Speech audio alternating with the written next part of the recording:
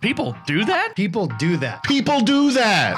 Well, I'll give you just a little bit, and I don't need a lot. Open up your heart, show me what you got. The sugar tastes sweet, coffee in the pot. Now give me just a little bit, just a little bit. Yeah, now. All right, boys, we're back. We are back in the podcast studio. Our lives have changed. We're famous now. We have a successful podcast. It's hard to go out in public anymore, isn't it? Are you guys finding that as well? Yeah, listen, we're going to probably have to put a drape up here because of the constant gawking that we're getting it's from really the getting annoying. successful releases of the episodes. But it's been fun. I mean, we started this thing as just a way for us to get together, to talk, to bring on some interesting people. We've done that, and now to just be around town, be at Isabel Zamora, be at work, be with family, and have people come up to us and be like, man, the podcast is amazing. It's so funny. It's awesome. It's very gratifying, don't you think? I wouldn't. Is gratifying the right word? Self-gratifying? I don't know. Do not self-gratify yourself. I mean, There's a window. It's closed quarters. It's getting a little warm. I don't know if gratifying is the right word. I just think maybe it's more edifying of your idea. I don't know what. Oh, yes. Right. Okay. It edifies the idea that you said, I think people would be interested in this. And it's probably thousands of people that have heard it across the different platform at this point. Not tens of thousands yet, but I would say several thousand. Kaden could probably keep me honest there. What is your medium of choice? Like I ended up listening to it in the car. Or YouTube. I like the Apple. I've watched them all on YouTube. I really don't like looking at myself, but I've heard from our fans they love looking at us. Yeah. Oh, is that right? So many people have not told me that they love looking at us. Some Star Wars fans in there since this angle of me over here has the Jabba the Hutt. Yeah, that's good. A lot of Star Wars fans love seeing three Jabba the Hutts. Yeah. I have done YouTube for all of the ones that have come out, and I do hate every second looking at myself. Yeah, so I think I'm going to try Apple because that's where I get my normal podcast. So I think I'm going to do Apple for the because listening for me was easiest. I wasn't going to. My mom called. I hadn't even told my mom about it. Like, you didn't tell your mom that we were doing a podcast? It just did not come up. But I had sent it. My sister had sent it to her, and she called, and she was like, well, I listened to your podcast, which I was like, oh. She's like, I loved it. It was so fun. And Timmy and that Nick and. Oh, that Nick, he used the F word. Did you on an episode? Maybe we used once or 10 times? That's real, she said that. Oh, yeah. Okay. That Nick. Timmy and that Nick. It was great. My mom similarly called, and I did tell my mom that we were doing this. I wasn't avoiding it. I just didn't come up. Maybe I didn't say that we're doing this and here's everything that goes into it because, who cares about what we're doing in here or whatever. Right. But I think when the episode came out, I sent the links to them and said, hey, if you just tap this, you could listen to it on your phone. And then she called me and said, I really liked it and I didn't, but I stopped counting at 12 F words that you said. She was counting your F words? She stopped at 12. And this was in the trailer, which, I don't know, the trailer was, 20-something minutes or whatever? Yeah. And so, I don't know if she stopped halfway, but if she stopped counting halfway, that's about one a minute.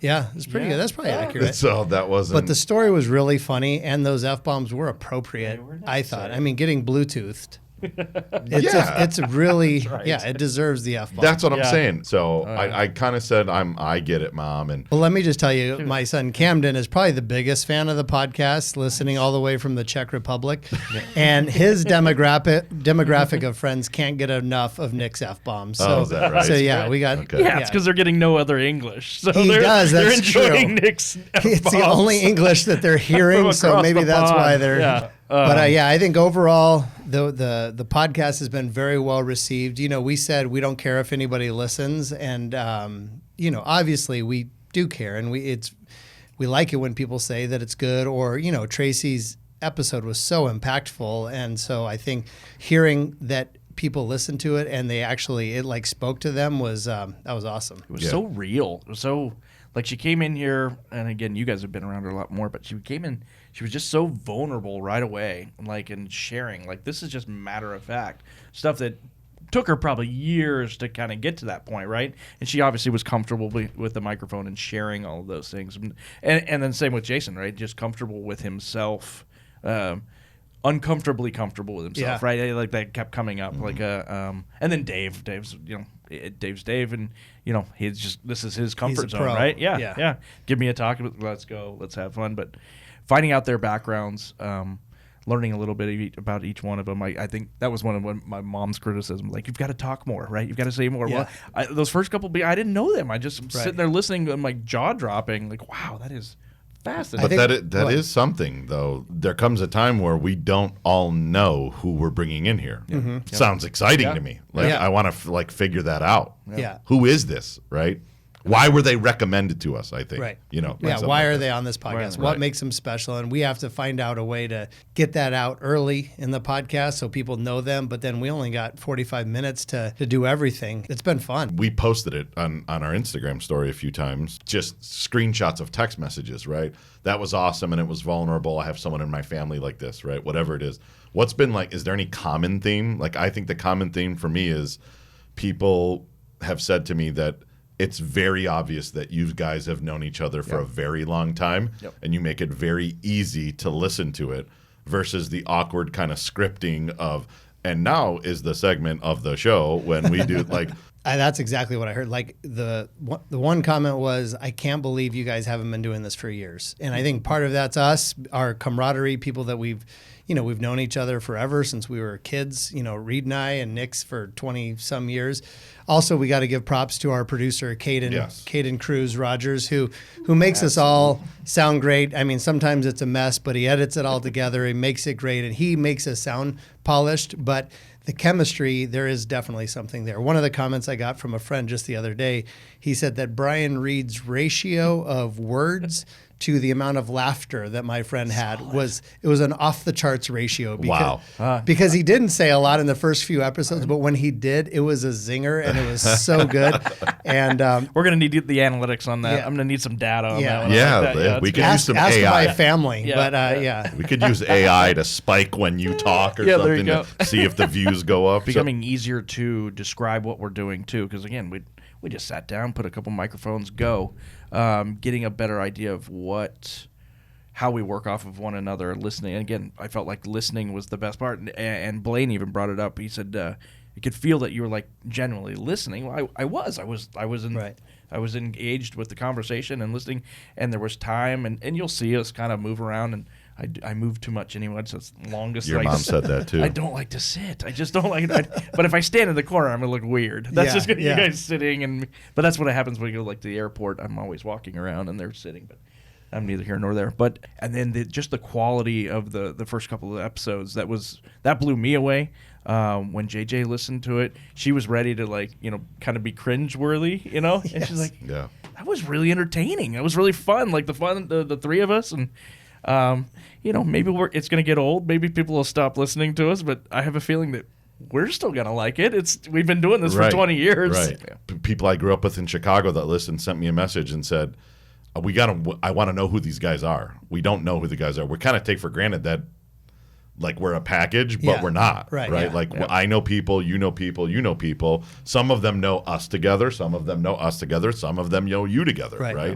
So I think we should probably spend some time just kind of almost breaking each other down. Right. Yeah, I know. So we need to we need to let the people know who we are. Who is? The people want to know who we are, and we need to give them what they want. That's our mantra. Yeah. Give the people what they want. You're gonna get what I want. Just to clarify, because my daughter has brought this up, and it's horror films that Reid produces. Yeah, there's no W before it. It starts with an H. Horror films. And now, a message from our sponsors. Guys, I'm very excited to say that we have the first sponsor of the People Do That podcast. She happens to be my realtor. She just sold a condo for me in Chandler, our good friend Shauna Reeves. Tim, you've known Shauna longer than I. Tim, what do you have to say about the team over at My Home Group and where Shauna's at? Shauna is incredible. She sold the last 3 houses for us very quickly, helped us buy our new houses. Her team is awesome. They take very professional videos, drone footage. But she's a person that if she says she's going to do something, she does it. She always follows through. I know you can text her at any time of day or night. She gets right back to you. I would highly recommend Shauna for anybody that's buying or selling a home. And how do we get a hold of her? You could reach her at shauna@theenvisionteam.com. What were we talking about? Yeah. I don't know. Well, now we want to get to know each other. Well, no, but now we know where you time stand. out. I think the way that we start that off is why was horror part of the conversation? It's because of what he says in the introduction. Horror films. And what do you say what do you say? You say baseball scout? A baseball scout. That's You what say, I do. You say horror films? I have done that.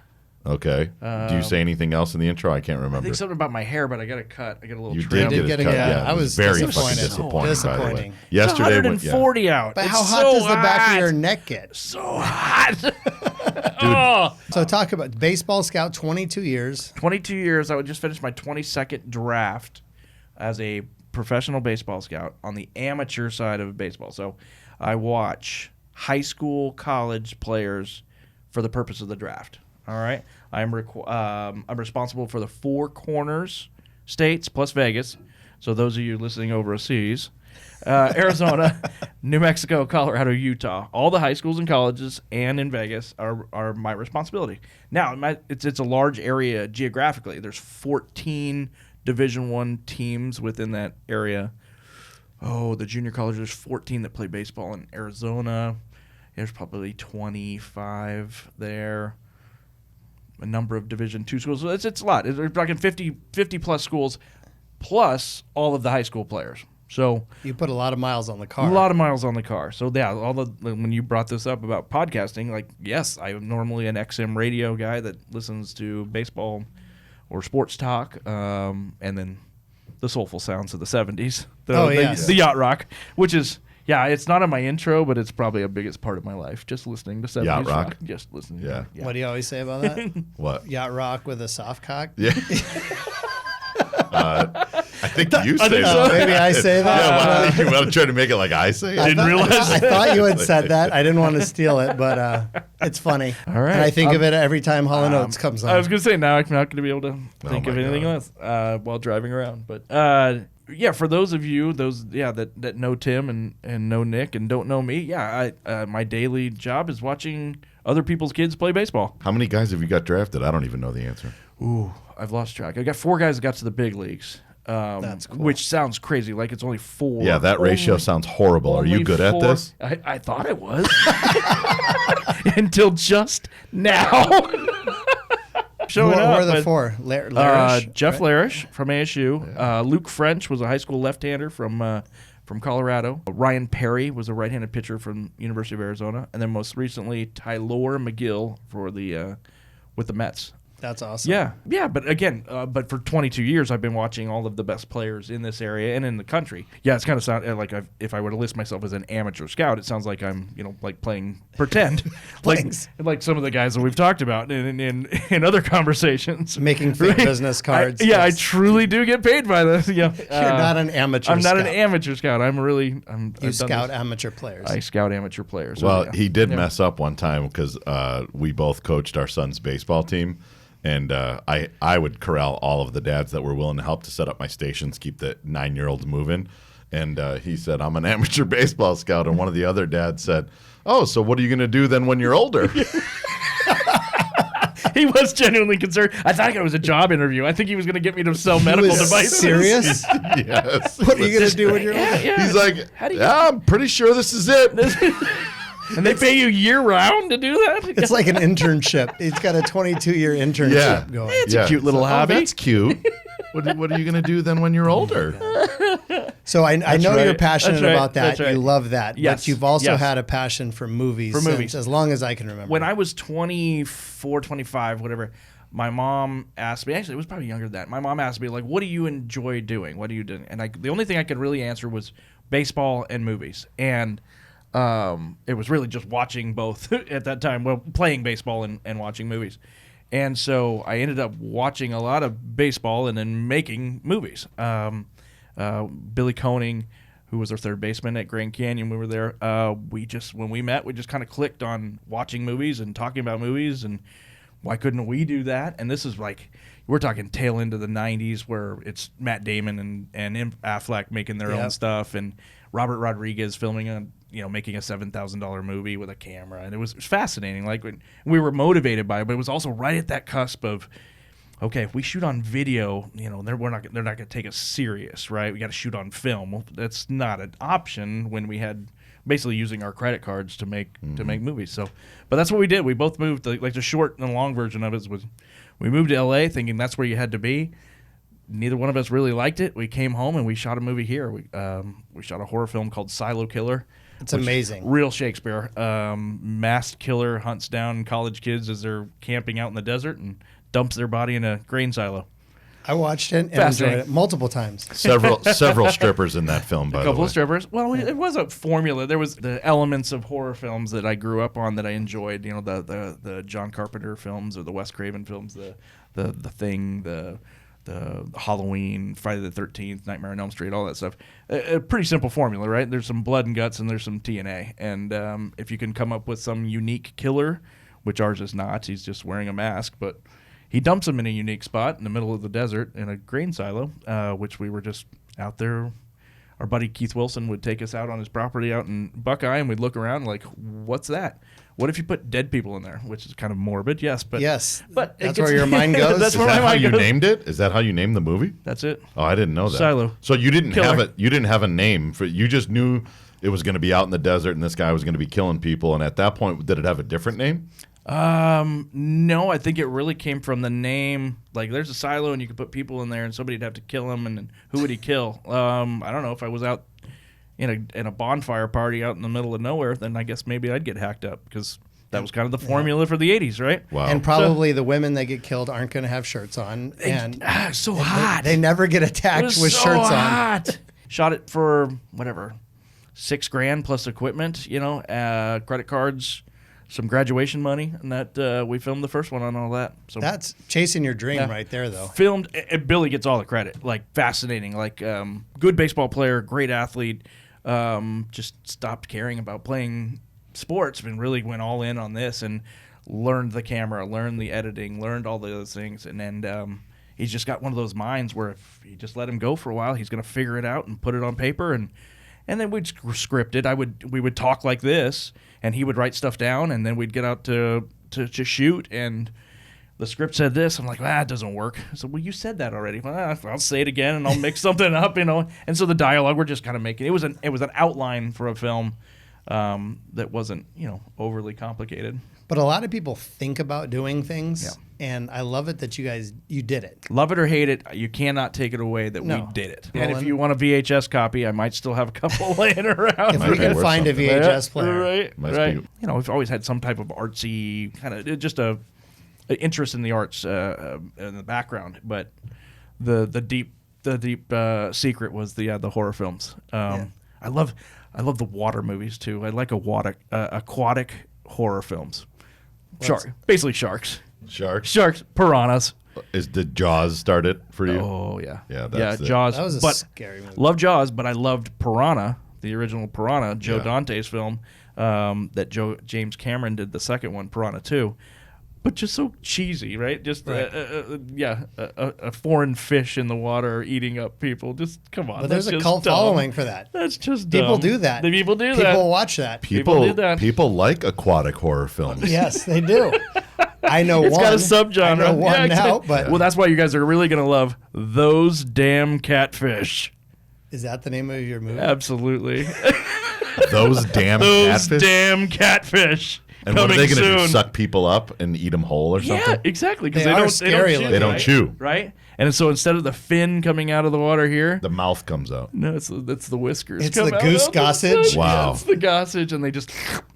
And I love it. I absolutely love it. Wow. Yeah, like we had Dave Burns on, all right, and we talked about the movies, and we literally said it like he'd watch Oscar films, and I'm watching crap, and I love the crap. Yeah. I appreciate the Oscar stuff, the artsy stuff, and that's why we're here. Different perspectives. That's why coming we're from a here. different place. That's well, why then we're here. Fast forward though, like in real time, it's still going. You're still leaving going. right after this. We're gonna go to the Long Beach Convention Center for the Midsummer Scream with the showing of Latter-day Slayers. Ooh. Latter-day Slayers, a short film that that Billy we had we wrote it 10, 12 years ago, right? We bounced the ideas around. And again, this is back to Billy. We'll talk about stuff, and he goes and does it. And to write a script, it's, a full-length feature film, 90 minutes long. And he wrote that. And so we pulled some of the stuff out of it. How can we shoot some stuff that would be entertaining? The film festival world is fascinating, but to do short films. So it's 12 minutes long, and it's basically 2 Mormon missionaries that have been trained to go fight evil. And so we're knocking at the door. Hi, we're with the Church of Latter-day Slayers, and we know that there's a vampire in that house somewhere. Yes. And they just barge in And there. we barge it. We come in and we sit down and we talk Are about you one of the missionaries? Oh, yeah. Which just makes Oh, my God. Yes. Who's the other missionary? for his very good-looking son that's like 19 years old and in shape. So you got me. You're doing the later mission. I'm doing the later in life. The And we later answer day. that quickly, yeah. Yeah. One, I was going to be there every day, so I get the role. 2, it did turn out to be kind of funny, the contrast between the classic Mormon missionary. I and cannot wait to see it. It's awesome, and we it's not, we're not bashing Mormons by any way. It's pro Mormons. Like, yeah, you've got this great network of missionaries across the whole globe. Let's fight some evil, baby. Yeah, they could defeat Right? evil out there, and they We're don't on even That's know what they're it. doing. They're on a They might be mission doing- to slay evil. You can't make this You stuff can't make up. that Wow. up. Except I did. and you can like it or not, but you got to respect it. We did it. We finished it. Which is awesome about like what you got started here. Like, let's just do Let's it. do it. Let's just do it. But back to your last point, I don't know a person on the planet that doesn't like Brian Reid. Like, Like, I'll find you a couple. I mean, Let me think about that. And now a message from our sponsors. ooh, that was good. That was soulful. Hey, fans. Excited to be about... Did it have? Yes. Yes. Hey, are you a fan of the podcast? Are you enjoying yourself? Want to advertise on the People Do That podcast? Contact us at People Do That. Damn it. Brian Reid. Give us an email. It's hard. Are you sitting there thinking to yourself, man, what do I have to do to advertise on the People Do That podcast? Well, do I have the answer for you? Go ahead and send an email to peopledothatpodcast@gmail.com for more information. That's what I said. You need to add that in there. All right, we're good. And I think the cool thing about Brian and I I don't think we've mentioned this yet, is that we've literally known each other since we were born, basically. Our parents were good friends growing up. Our dads played some baseball together, and friends since age, we're on a t-ball team at age 5 We've together. got a picture to prove it at 5, right? And we 4 need or to 5. reenact that. Yeah. We need to reenact that. Which- But that goes way back. Which is the transition, like my Little League experience in growing up, very similar to yours, where your dad, his name superseded you. My dad had played in the big leagues, and so, hey, that's so-and-so, and he's, his dad played in the big leagues, whatever. Right. Yeah, that's so-and-so, and his dad, played in baseball and whatever. And that's probably why I didn't give as much. I didn't give a shit like about what people thought, because I was used to that from Little League. Yeah. I mean, right? And so, and I've seen, we talked about this in one of the episodes, right? Like you doing what your dad did, or doing a job and just continuing to do it, which so take this spotlight off of me. Like, you grew up in a household where you had a kind of a business plan ready to go for you, right? Yep. People assume that I was going to do this because that's what my dad did. I did it because I love it. But Right. I know you. Like, people just say, oh, yeah, well, he just got handed this thing. Yeah. Yeah. Not exactly the truth. Well, and to your point, I think all of us here, we talked to Blaine. He talked about his daddy issues. We are all blessed with, amazing men that were our fathers. But there also is some challenges that come with it. When your dad is a legendary person and he walks into the room and he's larger than life and he's a storyteller and he's the baseball player and the scout and he's the restaurant guy that used to play baseball, like, you're just like being George's son is tough, and it's hard. And so that's why I remember being at a high school. I don't remember, we were at Jason Kendler's house in high school, and someone said, hey, are you going to go into the Sombreros business? We only had one Sombreros location at the time, when you're done with college. And I'm like, no. I'm like, flat out no. And I feel bad about that now, because I'm like, I I almost talked down about it. But that was my dad's profession. It provided a great life for us as kids, but I did not want to follow in those footsteps at all. I wanted to be a baseball player, so I went to Pepperdine to play baseball. Then I studied communications. I was going to be a sportscaster on ESPN, I hoped, on Sports Center. And then, as you guys know, maybe everyone doesn't know that I got my high school girlfriend pregnant and came back from Pepperdine, transferred to ASU, and fortunate enough to play baseball there for Pat Murphy. And Julie and I ended up having an amazing daughter in Isabel and getting married shortly thereafter, after having a baby. But I just started working at the restaurant as just a job because we had to buy diapers and baby food. And Julie was working at her parents' restaurant, Finelli's. And it was a hard time in our lives. I still remember the day the pregnancy test, showed up positive. And I mean, it was the worst day of our lives, which ended up being the best day of our lives because it changed the trajectory of where we thought we were going, but we didn't know. And it ended up turning us to exactly where we're supposed to be. So I started working at the restaurant and then taking business classes at ASU, fell in love with the Mexican food restaurant industry and the people and the fact that we're serving my Nana Isabel's recipes. And I fell in love with it. So it wasn't I remember the movie Tommy Boy with Chris Farley. I'm like, in my head, why I wanted to open a second Sombreros is because I didn't want to be Tommy Boy. I didn't want to just be the assistant manager at Sombreros and wearing my collared shirt each day. I wanted to figure out a way to expand it. So that was my passion in going into it. But you did. I didn't realize that you actually worked at the restaurant out of necessity. Yeah. Yeah. Well, when I came to ASU, I mean, Julie and I, we moved out. We bought a house and we had a 1,000 square foot home, and I was taking 19 credits at ASU, continuing to play baseball, but nobody was helping pay my mortgage at the time. So Julie made the majority of the money working because she was a server, and so she made that cash money. And I would just work shifts at Sombreros, probably 4 or 5 shifts a week, and in between baseball and school. And what was the trigger? Was it a conversation with your dad, or like what was the thing that you were like, man, I can see myself doing this? It was the same addictive thing that I think you worked at Native New Yorker for years. It's that you go into a restaurant and you never know what the day is going to bring, and then you have that lunch rush or that dinner rush, and you just have to just get through it somehow. And it was that game day feeling. It brought me back that game day feeling. And then at 2:00 hits and the tickets stop coming out because I was working in the kitchen. The line dies down, and you just you're patting everybody on the back. You're feeling good. You go on break together and you're talking about it like. To me, it was like a post-game kind of feeling. And then also seeing things that I was learning in school that I'm like, I feel like we could improve this. I feel like there's some things that we're doing that possibly could be better.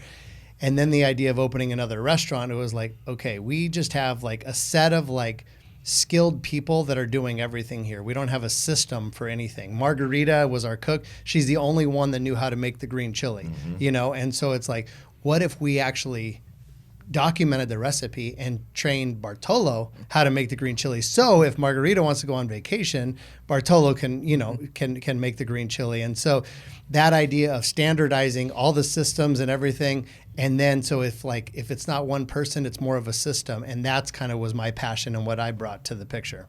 Was this something that George ever wanted to do, or was he pretty happy with the one at that point it was 2 restaurants, right? No, it was just one, and it really wasn't. He has said in the past that he had ideas of opening more, but he was at a point in his life where he had worked really hard. He was content. He had ponchos in South Phoenix. He was able to go to our ball games and not miss, and Amy and Jenny's sporting events and everything. So he just had worked hard. He was at a place where he had enough. He's not a greedy guy, and I think he was like pretty content. And so it was more me pushing and it took a lot of coaxing to say, let's do another one. And then finally we found the property to open the Sombreros on Stapley and Baseline. And then that started off very, very well. And then we never had a plan to grow it past that. It was just, let's open one. And it's so hard to open a restaurant. We're going through it right now. I feel like it's like having kids, and we're in labor right now because we're ready to open a restaurant. And you're like, I'm never opening another restaurant after this one. And then after a while, something happens and you kind of forget how hard it was. You forget, and then a new site opens up at Chandler Mall. We're like, it wasn't that bad. I think we could do it again. We have the staff now. And so that was really, it was very antiquated, but that was our growth strategy back then to just slowly grow. Is the new restaurant the new game day? Yes. It is. Oh my goodness, what's going to happen today? It used to be, how am I going to get all of these people fed at this singular location, right? Right. Now it's, how many are there? Sombreros? There's 14 sombreros. Okay, so each time that you do it, it's probably 6 months of every day or more. Yep. Or correct me, of being able to build this restaurant. I mean, the whole process takes about 2 years. Okay. The construction it used to be 6 months. Now it's like 8. But like literally before we walked in here, I'm on the phone with an inspector in Peoria who needs to give us our certificate of occupancy today because we have friends and family night tonight. And they said they're not coming back today and they can't be back till tomorrow. So I'm calling bosses and bosses. And like we ended up, I talked to the right person. They're going to come back later. And to your point, that's my game day because I called Johnny and said, Johnny, they're going to be there within an hour. We're going to open tonight. And it's a rush and I love it. To be honest, the podcast is my game day right now. When we're going to get together and we're going to sit down, I love it. I wake up so early that morning and have my coffee and think about it. I'm like, I'm going to hang out with my friends and we're going to record what we say. Right, but for those of you listening at home, right, like you're still getting all of your other jobs. I am getting my jobs done. I'm still getting all of mine done. I signed a left-hander today. We're good. Oh yeah. Yeah. You're getting all your calls. I was on a call at 5:30 this morning. I saw you in the parking lot. Yep, you're good. You're taking care of it. No, it's a hobby, right? This is fun. This is fun. We're gonna have we're gonna have some fun. And I too, I love writing and I guess speaking as well. But to your point, like you have that creative, artistic. You're much more artistic and creative than I am, but you have that side of you. For me, I enjoy that too, and I don't always get to do it in my day-to-day job. So this is that outlet, and for me, and why I really love it. And I have I love raising my kids. I love going out to dinner with Julie. Like I have so many things I love doing, but right now this is just so enjoyable to me and also in that different part of your life right now with all the kids are out of the house. I mean, that's been for a while, but now with the different adventures, right? The going overseas. Being a grandpa, right? Yeah. I mean, there's all these different adventures. We all wear a lot of hats. And it's fun. Yeah. And speaking of hats. Yeah. Yes. My man over here's got a couple of hats. He's got hats. He's got 28 of them. I just talk. But our past goes back. I'm going to make this very triangular. But our past, Nick and I, we played minor league baseball together. I was 2 years out of ASU, and I just said that story about, playing, working hard. And I worked at some Bros for 2 years and barely scraped by, and then got the opportunity to try out for the Valley Vipers. And had to ask my wife, we have 2 kids under the age of 4. We make no money. I have the chance to get some closure on my baseball career because I didn't play my senior year at ASU because of needing to work. And try out for this team, meet a buddy named Nick Farr. We're both pitchers, and we would just shoot the shit in the outfield while we're shagging. And Nick, I'll let you take it from shagging. And I probably came and watched you guys play at some point. Did you? Just to come hang out. Yeah. I probably sat with Julie and probably watched the kids for a little bit. Just for the lay person out there, when I say Nick and I were shagging, it's not Austin Power shagging. That's when you're in the outfield as a pitcher, catching balls from batting practice and throwing them in. By the way, while we were out in that outfield, we would also lift up our shorts so that we didn't get that crazy shorts tan line. Good for you. That could have been that season could have been a reality show. I mean, it was such a low budget but just some great characters out there. Nick, you might want to tell the story about family night at the ballpark. Yeah, before I tell about family night, I will also say that I had the idea for Chipotle before Chipotle was Chipotle. Yes, perfect. And he can verify that. Okay. I thought because he got me hooked with one Pollo Fundido on the house. Ooh, yeah. I've had many more on the house since then, but that's how he got me first. Guacamole instead of sour cream? Yeah, that's how he got me first. That's the Rito Fundido. The Rito Fundido. So then I started thinking, I always had an entrepreneurial type of spirit, even though I never owned a business when I was that young. But I said, man, could you imagine, like, you got to go up to this counter and whatever, and you have all of these different things. Could you just imagine if you just put all of those ingredients in a table and let me build my own as you go through? And then at the end of it, we can call it burros and churros, and you just get a burrito and a churro and a drink, and it's $10, and everyone's happy, and they leave with everything that they have. And 1 month later, we're standing in the outfield and you're like, dude, there's a company out of Colorado that just got here and their name is Chipotle. And it's exactly that. Yes. I think I said Chipotle. Because Because that's how you say it at the beginning. Yeah. It's Chipotle, and they're doing that exactly. Yeah. They didn't have the churros. Nick, I didn't tell you.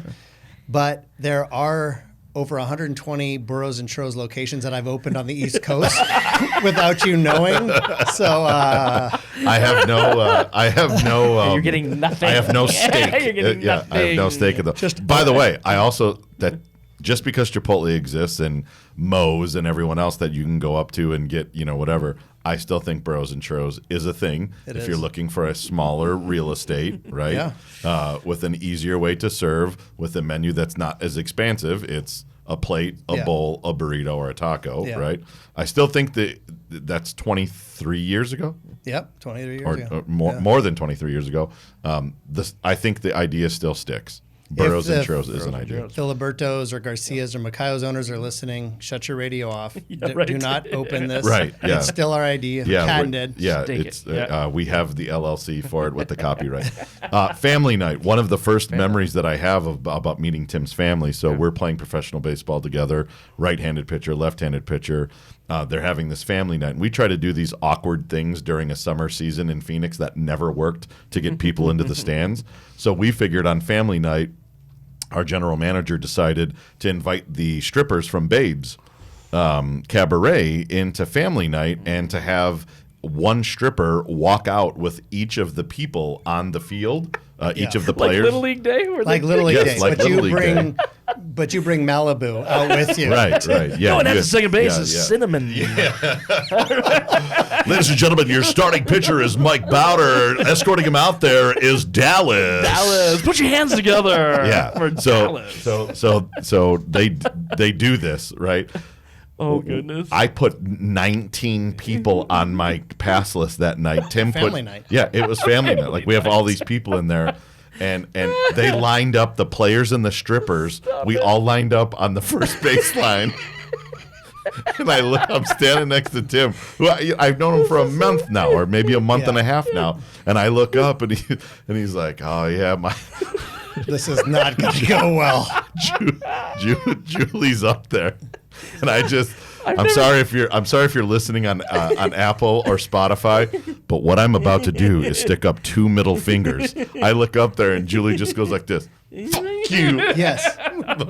It's the only time. Well, she had Isabel under one arm, Camden under the other. She dragged him to the stadium, and then 2 fingers. And the first time I've ever heard her say "fuck you," and I'm like, I didn't plan the combo sponsorship night. I've heard that story. I've never heard your version of it. Oh, really? Oh, yeah. That's not the beginning of you. Now no. Tell us about you. No, I mean I don't. So yeah, I mean How did you get there? Yeah, that's a good place to start. I grew up on the southeast side of Chicago, youngest of 4. My dad was a cop. My mom stayed home. With some distance between all of you guys. Yeah, my sister's 17 and a half years older than me. My brother's 15. Yep. My other brother's 13. I was the I was the definite planned mistake. And so I rolled around, but I think I am doing a good job of trying to keep them both young, right? Oh yeah. Everything happes for a reason. The whole family. Yeah. Absolutely. Yeah. The whole family. Like this is my house is where we congregate usually. Right. So southeast side of Chicago, and grew up just like any kid on the southeast side of Chicago, playing every sport that I possibly could. Played competitively in everything that I could, and then got the opportunity went to Mount Carmel High School. With a lot of people don't know what Mount Carmel is. There's one in Tempe, and they might think it's in Tempe. No, it's in the southeast side of Chicago. And a lot of athletes have come out of Mount Carmel. So I played 4 years of baseball there, and then I had a decision to make. Do I want to go around the Midwest and take up one of these scholarships that I was offered? University of Minnesota, Marietta College, College of St. Francis, Lewis College, McMurray College, like all of these places in the Midwest that I could have went. Or do I want to go to Arizona with my folks? My dad's retiring from the police department, and go and try it out there and try and see if I could do it. Yeah. So we actually took a trip. My dad and I took a trip, and we went to Phoenix College. We went to Glendale. They all, gave us a little tour.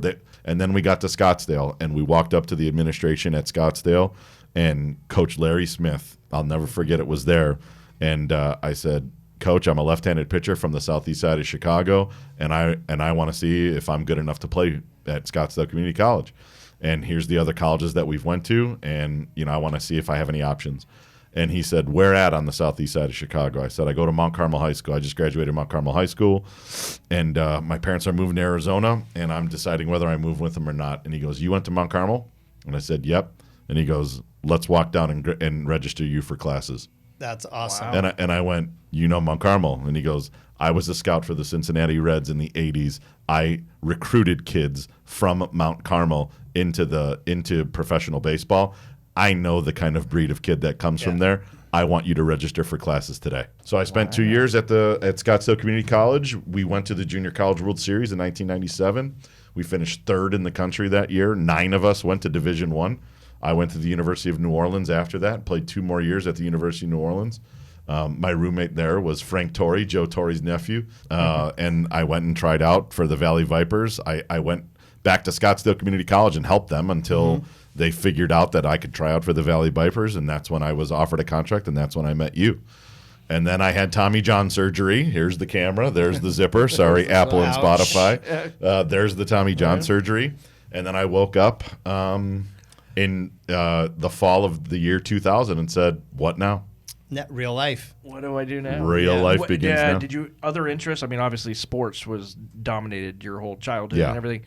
Other interests? Did you have? You said like an entrepreneurial spirit. Yeah, I just never come out. Yeah, but it blossomed. Yes, it got big. Yeah. But I'm not going to say it was suppressed as a kid, but.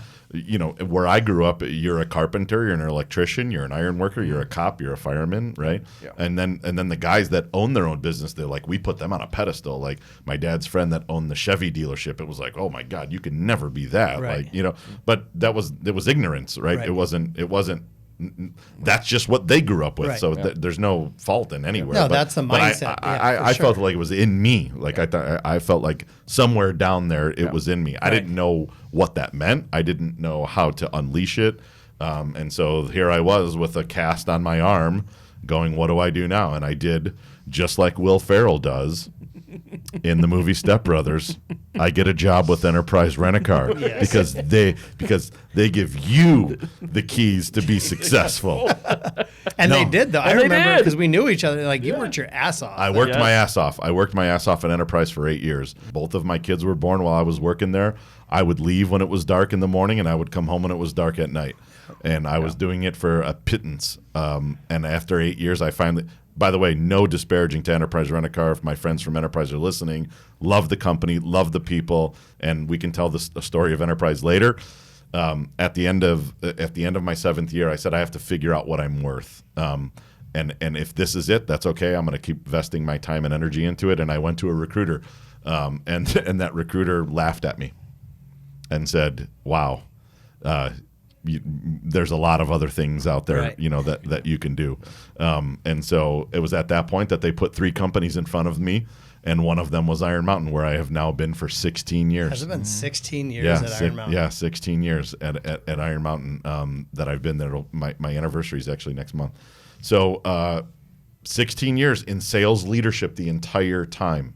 And so that's what I've been doing. Now I'm a vice president, and I have North America for our whole digital business unit, and it's awesome. It's a really fun thing. But that's just kind of like the work path. Yeah. The real fun stuff lies within what I've been doing the last couple of years, I think. And I've been at your house. Just I stopped by sometime. Probably one of your hobbies is the Southside sauces, but I stopped by to pick up sauce, and you were still on a call. And just like, you're so good at your job. You're such a good leader. You're so motivating. Like, I mean, I can imagine that the people that you manage, I mean, it's been hundreds over the years, I'm sure, but like, you're very good at it. He's real. He's real. Yeah. Right? Authenticity. Again, like or dislike, right? And I know you're on the same path. Like, it's just, I'm not changing. I'll make changes, but I'm not making changes for you because you don't like me, right? Exactly. That's it. If I think something's fucked up, I'm going to tell you it's fucked up. If I think you should buy this, I'm going to say this is why you should buy this because I've been selling this shit for a long time, and this is how it's going to fix your problem. If I don't think that you should buy it, I'm going to say that's stupid. Don't do it. Don't buy it. Right. And I appreciate that about our friendship because, you know, doing what I do, it's easy to surround yourself or end up being surrounded by yes people. You are not that as a friend. No. Like if I get off track with something or my thoughts or if you have a bad experience at some burros, you're going to call me and say, hey, I sat in your drive-thru for 25 minutes tonight. Something was not right, just so you know. And I appreciate that. That's authenticity that I appreciate, because not everyone will do that. They'll tell me when things are great, but I appreciate that about you. That's not, if someone doesn't do that, I don't think that they ever were your friend. Or if they get mad at you for not drafting their kid or giving you a free handout at some, like, that's not your friend anyways, right? Yeah. So, I mean, I try to just do that no matter what it is, right? And sometimes, like the way you said, is like, this just is what it is. Yeah. Sometimes you're going to love it, and sometimes you won't love it, right? But you're passionate about your job, but that is not the passion. That's what I do. That's not who I am. And what is it that is? I think now, like, my daughter convinced me. So I did cook during college to put myself through college. Worked in restaurants your whole life. Well, not my whole life, but my 4 years of college, yes. Okay. Much like you kind of got forced into making sure that you could make money to provide for your family.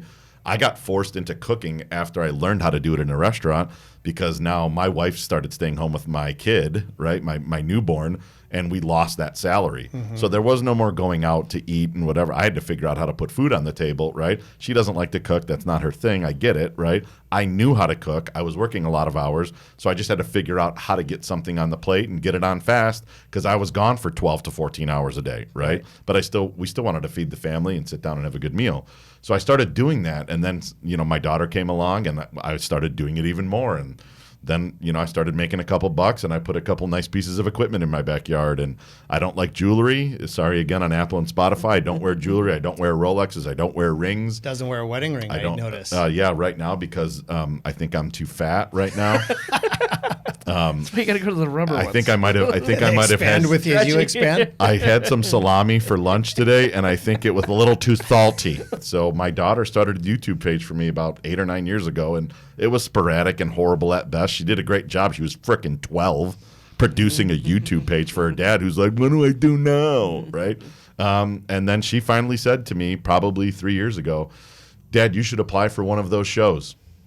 And I said, yeah, they don't, there's millions of people that want to do that. Right. There's no reason for them to choose me to do it. She said, "Well, I still think you should do it." And she found a link for something on the Food Network. And so I said, "Okay, what do I got to do?" She said, "You got to fill this stuff out and make a 3-minute video. It's not that bad." I was like, "Oh, I could do that."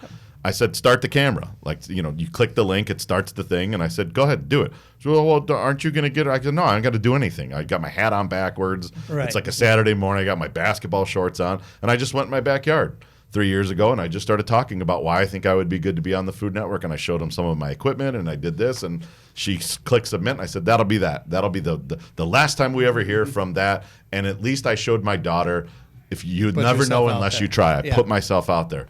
And 1 month from that time, I got a call from Oscar at the Food Network that said, "We loved your video. Would you be would you consider talking to some of the producers for one of our shows?"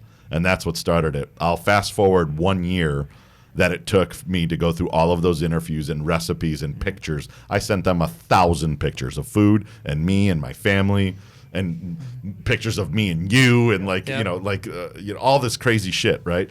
And so finally they say, "Hey, we think you'd be good on Guys Grocery Games," which is the #1 show on Food Network right now. It has taken over Diners, Drive-Ins, and Dives. And they said, "Do you think that you can get there, run through a grocery store that you've never been in, use equipment that you've never cooked on, and provide 4 dishes to judges that are the best in the world at what they do? Do you think you can do it in 30 minutes?"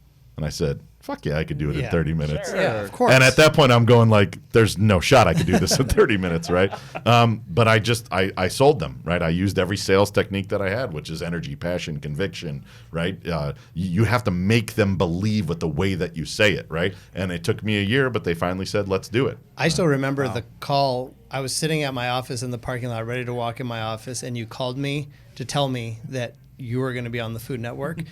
And I can tell you this, that shock or surprise did not ever come into my mind. Not once. It's like more of like, it's about time Finally. that they recognize, Jeez. you know, what you like, you're good at. Like, it's not like, oh my God, I can't believe it. It's like, oh yeah, I can believe it. Like, I was beyond happy for you because you deserve it, but I was not shocked. Because his first show should have been Nick feeds the Reid and Farr family. Yes. Which I did for many years. For about Yes. 3 years, with you pick 6 ingredients and he'll make it. Yes. That actually prepared me. Like, you know, they lived 2 minutes away from where I was. Our kids were. Thank you for your service, Reid. Yeah, thank you. Yeah, you're welcome. Residuals. And it would be 4 o'clock, and we'd be figuring out. Like at that point, I was at a point in my career in sales where none of the clients I was calling, I wanted to be called at 4 o'clock. I say, hey, what's going on? Nothing much. And he go, I've defrosted some chicken. I have this potato. I go, I got some asparagus left in this thing. Just bring it all over, and I'll figure it out. Yeah. And like that's literally, I mean, it's not an exaggeration at all. No. No. JJ and I get along on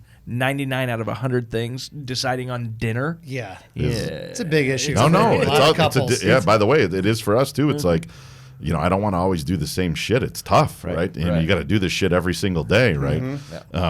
And it's tough. And sometimes Danielle can sense that in me, and she's like, let's just go grab something, right? So here I am getting on a plane going to meet Guy Fieri and be on Guy's Grocery Games because my daughter said, Dad, I think you could be on one of these shows, right? That's cool. So then I go there and I win it.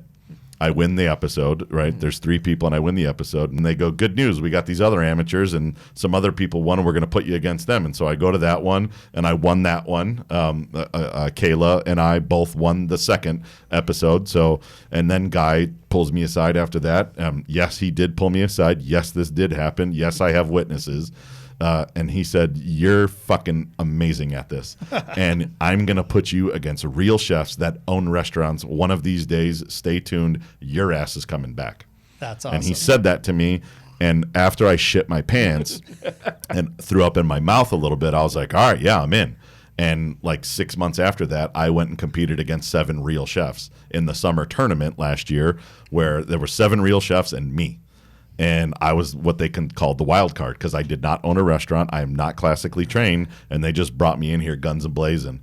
And I gave them a fucking run for their money. I was sent home first, right? So there's some. It's a little tongue in cheek when I say I gave them a run for their money, but I can tell you this: I believe the authenticity of those people at dinner that night, after they knew that I was the one going home. Yeah. Their authenticity to me, like I would not have been able to show my face. Yeah. Back at my restaurant had they let you win. So just know that was part of the plan. Right. Right. Yeah. And I'm not saying anything is scripted because it's not. You get 30 minutes and that's the shit. Right. But I felt that. I felt when they said that, I felt like they were being honest. It made me feel good. Yeah, right? absolutely. So fast forward, I filmed another episode, and that one's going to come out in October. So I'll have been on Guy's Grocery Games 4 times. This will be the first time I ever said it to anyone. I applied for the Barbecue Showdown on Netflix and Master Chef Amateur on Fox. Oh my gosh! And I don't That and is I so cool. and I don't know. I mean, here we go again. I'll probably never hear. That's probably a million different things. But now there's precedent. Well, and all they have to do is watch those episodes and see that you absolutely killed it in those episodes too. Because I feel like I've always said it too. Like to be successful on Food Network, especially in a competition show, you have to be a good cook, which obviously you are. But even more importantly, you have to be good in pressure situations, which we saw a lot of them weren't. And you thrive in that situation. And the most important is you have to be good on camera. And like you're all 3 of those. So that's the only reason I asked you to be on the podcast. Because no, but you really are. But really listen, are. but I'm waiting for him to cook. Listen, we didn't, since none of this was planned. Amazing how this loops back around to that's my game day. Yeah, that's right. That gets like it's yours, like getting the health inspection thing or whatever. Like the feeling that I get, it's like I'm going to the bullpen to get ready to go into the game. Yeah. And when I go to Guy's Grocery Games and I see people literally crumbling under the pressure of the lights and the cameras, and Guy walks in and he's bigger than life, and I'm like, let's fucking go. Yes. I'm like, get my ass in that kitchen. I don't give a shit. If I don't know what that pan is and I don't know where the spoons are, get my ass in there. Let's do it, Let's right? do it. That's my game day. So shooting on set with those, I mean, you've got the interaction with the other participants and everything. But when you were on those shows, we had viewing parties, and so you were seeing people's reactions Yes. for the first time, right? And that's what I'm going to get tomorrow night. And that's Yeah. what when I've watched other stuff. It's incredible. It's incredible. And people are going to say nice things about you, and they're going to think other things. Right. But then that doesn't matter. Nah, whatever. But it was but the authentic, it was like the real like reactions to it and watching you. And every time you came on camera, and then when you were done and they moved on to somebody else, we were like, oh, Yeah. come on, we want to watch it. We want more Nick. I would venture to say Yeah. that Yeah. my favorite part about it, Yeah. I mean, is like saying, hey, come to this, but like when we went to the Perch yeah. and everyone got on all the couches and Yeah. they put it on every single That was TV. great. Like, That I was mean, I mean, great. just my family and my friends and everyone's there, and it's just like Yeah. this is fucking it, man. Yeah. Like this is awesome. I remember You know? thinking that night, like, how does it get any better than that? It's one thing to watch a sporting event where you don't even know how it's going to go. Like maybe you're going to be on TV pitching and you might give up a home run to lose the game. But that night to know how the episode was going to go, to have everybody you love and care about right there watching Yeah. it, I mean, it doesn't get any better. And that's what I was kind of thinking as we put all this wrap on it. Like the theme of this episode has become, what's your game day? And that's for everybody. Like, find that thing that just gets you going. And even if you don't do sports or never did sports or whatever, like, what is that thing that makes your heart beat a little bit and that makes you get up a little earlier that day and have your coffee? And like, what is that thing that just is that drives you? And find that thing and just do it. Yeah, I think one of my favorite guys is Gary Vee. I don't know if you guys watch him at all or listen to him, and probably half of the people that would listen to this will know who that is, but doesn't matter who he is. It matters what he says. And he said, when you find that thing, you lean into that thing so hard that either you break or it breaks. Yep. And if you break it, you will come through the other side waking up in the morning wanting to do whatever that thing is, right? And we do what we have to do so that we could do what we want to do, right? Yep. Right now we want a podcast, but you have to open a restaurant. You have to go see some kids probably next month. I have to get on a call at 6 o'clock tomorrow morning, right? Yep. I'm going to do what I have to do, which is to do what I want to do. Competition cook, sit on a podcast, meet awesome people. I think that theory, right? But we're leaning into those ancillary things Yep. when we do stuff like this, Right. or we do competitions or Right. whatever it is. And that to me, very, very exciting. Yep. Game day. It was baseball related. I was listening to MLB, and Terry Francona, the manager of the Tito. manager of the Guardians, talking about young players coming up, and it's just, I'm paraphrasing, but the quote was, "What do you tell these guys? I tell them to compete, which we're talking as former Yeah. athletes, right? We tell them to learn, and we tell them to learn fast," which is brilliant, right? Yeah. It's that what you're talking about, like adapting and adjusting to things, and just learning fast, getting the concept, and moving with it, and being able to use it and Yeah. adjust with And it, right? that's, And I so- feel like, exactly where we're at with a podcast, right? That's why we're doing this episode. Yeah. We're like, we didn't know anything about anything when we started. Oh. Now we've done 5 episodes, 6 episodes, and we know A little some bit things. about something. About We're something. learning and we're trying to learn fast. So it's like, Right. let's regroup. Yeah. Let's dial in that guest list because we got Yeah. some amazing ones Yeah. coming up. I gotta get my game day, because like mine's not as exciting. Yours, like the movie stuff is easy, like getting ready for a scene and stuff, and it's amazing that I can do that. And then you give me a script to ring here, and I'm like, the diva, Brian, These people are I'm amazing Brian. people. mi nombre es. I fumble through it. Yes, I am a trained actor. Yes, no, I'm not trained, but.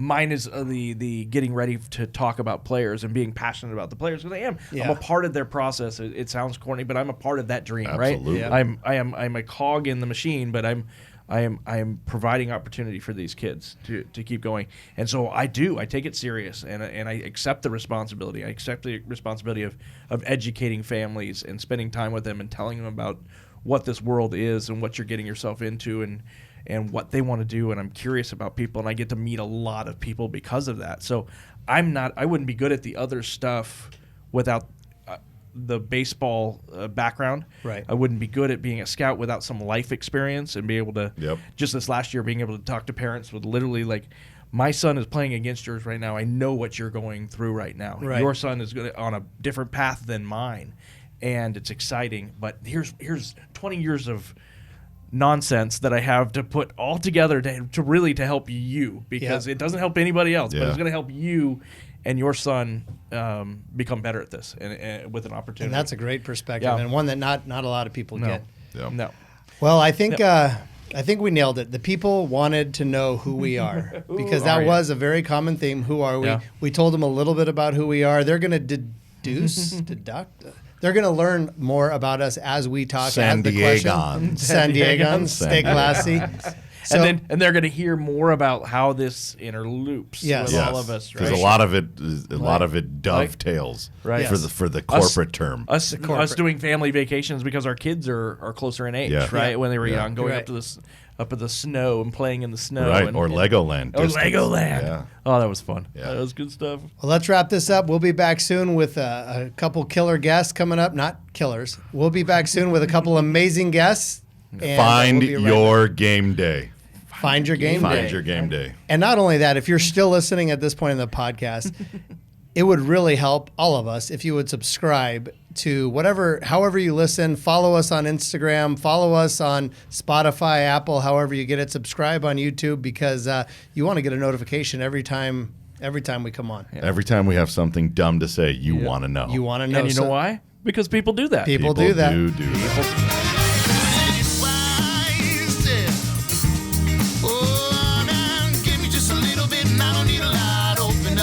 Show me what you got. Sugar taste, sweet coffee. Give me just a little bit. Give me just a little bit. I don't need a lot. Open up your heart. Show me what you got. Sugar taste, sweet